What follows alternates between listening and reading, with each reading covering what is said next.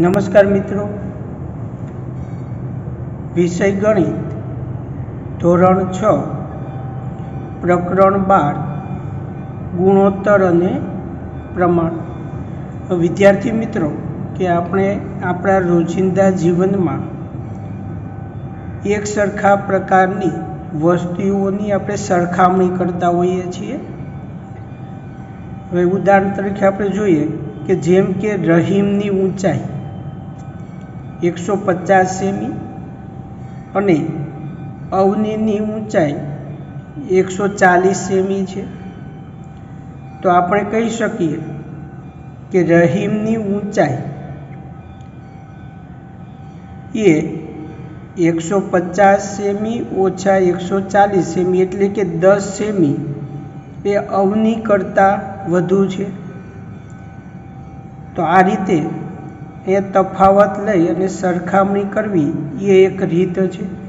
तो मित्रों अहीं आपणे बादबाकी करी, बादबाकी एटले के तफावत लीधो छे एटले के रहीमनी ऊंचाई 150 मांथी अवनीनी ऊंचाई आपणे बाद करीए तो अहींया जे तफावत 10 सेमी मळे छे ते तफावतनी रीते सरखामणी कहेवाय छे।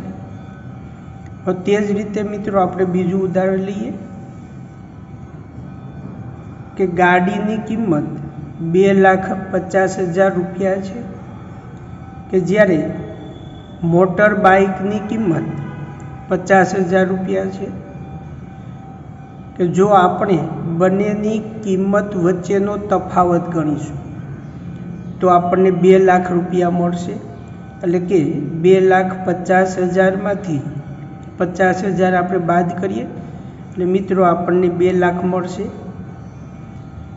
कि जो आपणे भागाकारनी रीते एनी सरखामणी करीए तो एटले के 2,50,000 छेद में 50,000।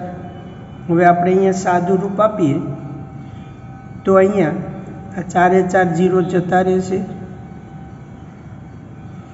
अने अहींया 25 एटले 5 गुणिया 5 अने अहींया 5 एका 5 5 एका 5 एटले 5 छेद में 1 5 छेद में 1 आपने मळशे। तो मित्रों हवे आपणे कही शकीए कि गाड़ीनी किंमत ये मोटर बाइकनी किंमत करता 5 गणी है ने मोटर बाइकनी किंमत करता ये गाड़ीनी किंमत 5 गणी है। तो आ प्रकारनी परिस्थितिओं में तफावतनी रीते सरखामणी करवा माटे भागाकारनी रीते सरखामणी करवी वधु योग्य छे।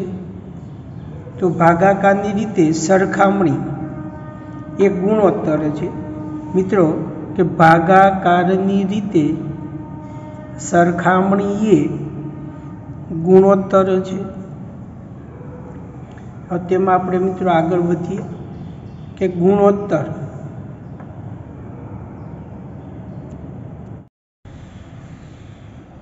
कि मित्रों आपणे जोईए गुणोत्तर तेमां एक उदाहरण जोईए कि ईशानु वजन 25 किलोग्राम अने तेना पितानु वजन 75 किलोग्राम है।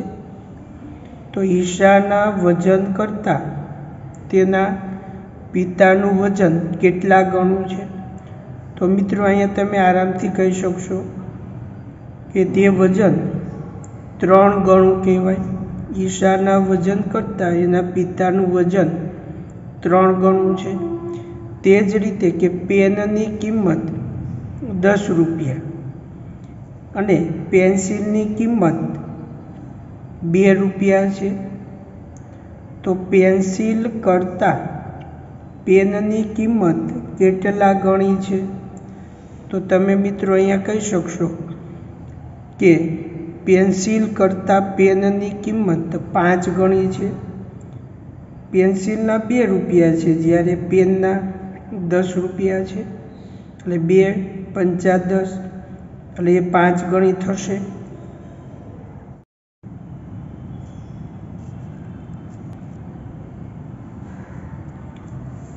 કે મિત્રો કે ઉપરના ઉદાહરણમાં આપણે બે જથ્થાઓની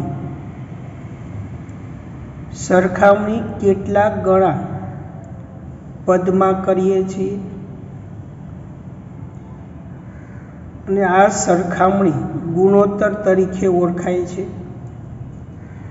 મિત્રો આપણે ગુણોત્તર માટે આ રીતે બે ટપકા એને જેમ કહેવામાં આવે, જેમ સંકેતનો ઉપયોગ કરીશું।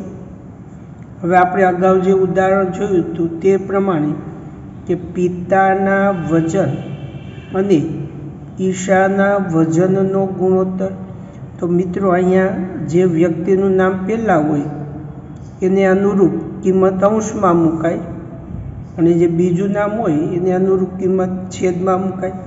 તો અહીંયા પિતાનું વજન આપણને 75 કિલોગ્રામ આપેલ છે અને ઈશાનું વજન 25 કિલોગ્રામ આપેલ છે। તો મિત્રો આપણે અહીંયા સાદું રૂપ આપીએ તો 25 ગુણ્યા 3 એટલે 25 25 ગયા એટલે 3 છેદમાં કંઈ ન હોય એટલે આપણે ગુણોત્તર છે એટલે 1 મુકાય 25 એકા 25 એટલે 3 છેદમાં 1 એને વચ્ચે બરાબર લખી શકાય 3/1। તે જ રીતે આપણે બીજું ઉદાહરણ જોયેલું કે પેનની કિંમત અને પેન્સિલની કિંમતનો ગુણોત્તર। તો મિત્રો અહીંયા આપણે પેનની કિંમત 10 રૂપિયા હતી અને પેન્સિલની કિંમત 2 રૂપિયા હતી। તો આપણે અહીંયા અવયવ પાડી શકીએ કે 5 ગુણ્યા 2, 5 દુ 10 છેદમાં 2 અથવા 2 એકા 2 પણ લખી શકાય। તો અહીં સાદું રૂપ આપીએ તો 2 2 જતા રહેશે, તો અંશમાં 5 વધશે અને છેદમાં 1 એટલે 5/1 બરાબર એને લખી શકાય 5/1।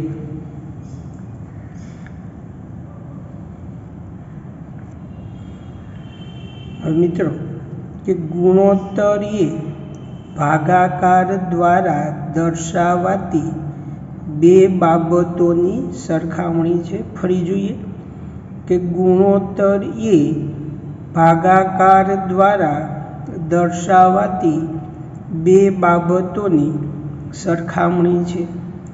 હવે મિત્રો આપણે એની જો વ્યાખ્યા આપી હોય ગુણોત્તરની તો આપણે આ રીતે આપી શકીએ કે એક સંખ્યા બીજી સંખ્યા કરતાં કેટલા ગણી કે કેટલામાં ભાગની છે તે દર્શાવતી સરખામણીને ગુણોત્તર કહેવાય। ફરી વ્યાખ્યા જોઈએ કે એક સંખ્યા બીજી સંખ્યા કરતાં કેટલા ગણી કે કેટલામાં ભાગની છે તે દર્શાવતી સરખામણીને ગુણોત્તર કહેવાય। હવે દાખલા તરીકે આપણે જોઈએ 20 એ 4ના ખાલી જગ્યા ગણા છે એટલે 20 ભાગ્યા 4, તો આપણે 20ના અવયવ પડશે 5 ગુણ્યા 4 છેદમાં 4 એટલે સાદું રૂપ આપીએ 4 4 ઉડી જશે બરાબર 5। તો આપણે કહી શકીએ કે 20 એ 4ના 5 ગણા છે। કે ગુણોત્તર માટે બંને માપના એકમો સરખા હોવા જોઈએ। તો મિત્રો આ બધી બાબતો આપણે દાખલા ગણતી વખતે યાદ રાખવાની છે। એટલે કે ગુણોત્તર માટે બંને માપના એકમ સરખા હોવા જોઈએ। હવે આપણે દાખલા તરીકે જોઈએ કે ભાઈ 50 કિલોગ્રામ અને 20 કિલોગ્રામ, તો મિત્રો અહીંયા બંનેના એકમો કિલોગ્રામ કિલોગ્રામ સરખા છે। તે રીતે બીજું ઉદાહરણ 5 રૂપિયા અને 2 રૂપિયા, તો પણ અહીંયા બંનેના એકમો રૂપિયા સરખા છે। ત્રીજું ઉદાહરણ કે 10 સેમી અને 15 સેમી, એટલે આ રીતે એના એકમો સમાન હોવા જોઈએ। હવે એમાં બીજો મુદ્દો આપણે જોઈએ કે ગુણોત્તર માટે બંને માપમાંથી એક પણ માપ શૂન્ય ન હોવું જોઈએ। આગળનો નિયમ જોઈએ કે ગુણોત્તરને અંશ છેદમાં છેદ સ્વરૂપે કે અંશ જેમ છેદ સ્વરૂપે દર્શાવાય છે। ગુણોત્તરને અંશ છેદમાં છેદ સ્વરૂપે કે અંશ જેમ છેદ સ્વરૂપે દર્શાવાય છે।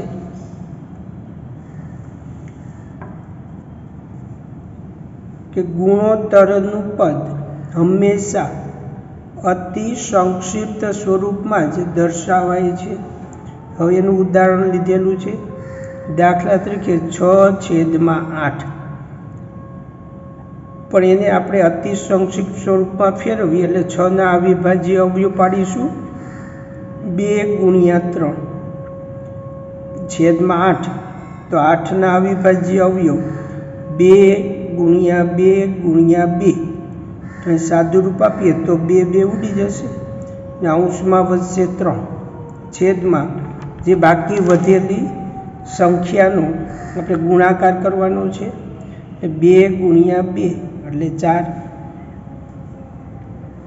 આગળ કે ગુણોત્તરને કોઈ એકમ હોતો નથી, જેમ કે 10 સેમી અને 15 સેમી। તો આપણે 10 સેમી અને 15 સેમીનો ગુણોત્તર લઈએ તો આપણે અહીંયા 10ના અવયવ પાડશું 2/5, એકમ સેમીમાં છે તો સેમી। 15ના અવયવ 3/5, એકમ સેમીમાં છે તો આપણે સેમીમાં લખશું। તો અહીંયા અંશ અને છેદના એકમો ઉડી જાય છે, અહીંયા સાદું રૂપ આપીએ એટલે 5/5 ઉડી જશે, તો 2/3 વધશે। તો અહીંયા ગુણોત્તર પાછળ કોઈ એકમ આવતો નથી, એટલે આપણે કહી શકીએ કે ગુણોત્તરને કોઈ એકમ હોતો નથી। કે ગુણોત્તર દર્શાવતી વખતે હંમેશા પહેલી સંખ્યા એ અંશમાં અને બીજી સંખ્યા છેદમાં લખાય છે। હવે દાખલા તરીકે 14 અને 21નો ગુણોત્તર, તો અહીંયા પહેલી સંખ્યા 14 છે તો એને આપણે અંશમાં લખશું, ને બીજી સંખ્યા 21 તેને આપણે છેદમાં લખશું। હવે મિત્રો આપણે એક બાબત એ ધ્યાનમાં રાખવાની કે 2/3 અને 3/2 એ બંનેના ગુણોત્તર સરખા નથી।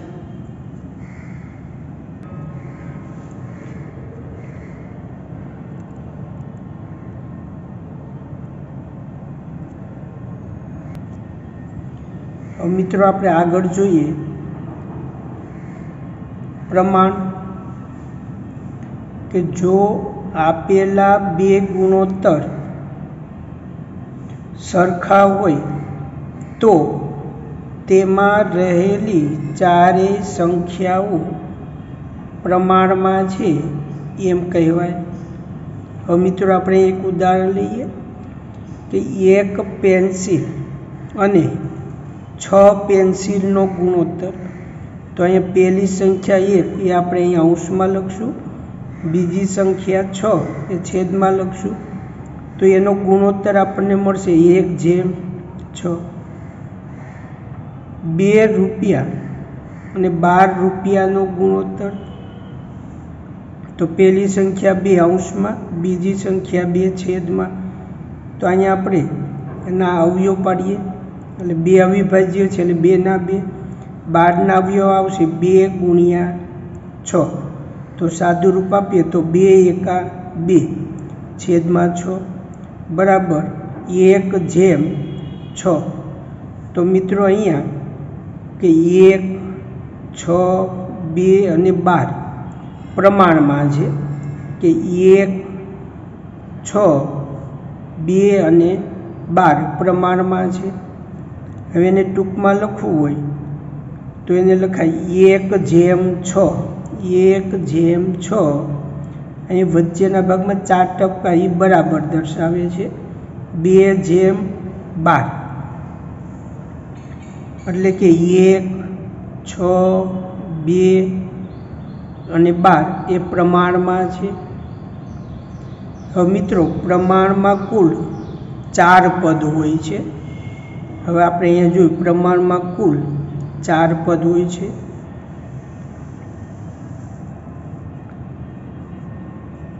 તેમાં આગળ જોઈએ કે પ્રમાણમાં પહેલું અને છેલ્લું પદ અંતિમ પદો, જ્યારે બીજું અને ત્રીજું પદ એ મધ્યમ પદ કહેવાય। તો મિત્રો અહીંયા પહેલું અને આ છેલ્લું પદ એટલે 1 અને 12 એ અંતિમ પદ કહેવાય, અને આ બીજું અને આ ત્રીજું પદ એ મધ્યમ પદો કહેવાય। ફરી 1 અને 12 એ બંને અંતિમ પદો છે। 6 અને 2 એ મધ્યમ પદ કહેવાય। કે પ્રમાણમાં પહેલી અને ચોથી સંખ્યાનો ગુણાકાર એ બીજી અને ત્રીજી સંખ્યાઓના ગુણાકાર જેટલો જ થાય છે। એટલે આપણે કહી શકીએ કે 2 અંતિમ પદનો ગુણાકાર બરાબર 2 મધ્યમ પદનો ગુણાકાર। મિત્રો આપણે આગળની જે સંખ્યા લીધી હતી તે જ કે 1, 6, 2 અને 12। તો આમાં પહેલી સંખ્યા 1, 6 એ બીજી સંખ્યા છે, 2 એ ત્રીજી સંખ્યા અને 12 એ ચોથી સંખ્યા છે। તો આપણે પહેલી અને ચોથીનો ગુણાકાર કરીએ। પહેલી અને ચોથીનો ગુણાકાર એટલે કે 1 ગુણ્યા 12 બરાબર 12, અને આ બીજી અને ત્રીજી સંખ્યાનો ગુણાકાર એટલે કે મધ્યમ પદનો ગુણાકાર 6 ગુણ્યા 2 બરાબર 12। એટલે આપણે કહી શકીએ કે 2 અંતિમ પદનો ગુણાકાર બરાબર 2 મધ્યમ પદનો ગુણાકાર। મિત્રો એમાં આગળ જોઈએ એકમ પદ્ધતિ, કે વધારે વસ્તુની કિંમત પરથી એક વસ્તુની કિંમત શોધ્યા પછી માગ્યા મુજબની વસ્તુઓની કિંમત શોધવાની પદ્ધતિને એકમ પદ્ધતિ કહેવાય। ફરીવાર જોઈએ કે વધારે વસ્તુની કિંમત પરથી એક વસ્તુની કિંમત શોધ્યા પછી માગ્યા મુજબની વસ્તુઓની કિંમત શોધવી તે પદ્ધતિને એકમ પદ્ધતિ કહેવાય। હવે દાખલા તરીકે મિત્રો કે 2 પેનની કિંમત 10 રૂપિયા છે, તો એક પેનની કિંમત કેટલી મળશે? તો મિત્રો આપણે એક પેનની કિંમત 5 રૂપિયા મળશે, કે 2 પેનની કિંમત 10 રૂપિયા તો એક પેનની કિંમત 5 રૂપિયા મળે। હવે તેની ઉપરથી આપણને કીધું હોય કે ભાઈ 10 પેનની કિંમત કેટલી, કે એક પેનની કિંમત 5 રૂપિયા છે, તો 10 પેનની કિંમત આપણને 50 રૂપિયા મળે। તો આવી પદ્ધતિ એને આપણે એકમ પદ્ધતિ કહેવાય।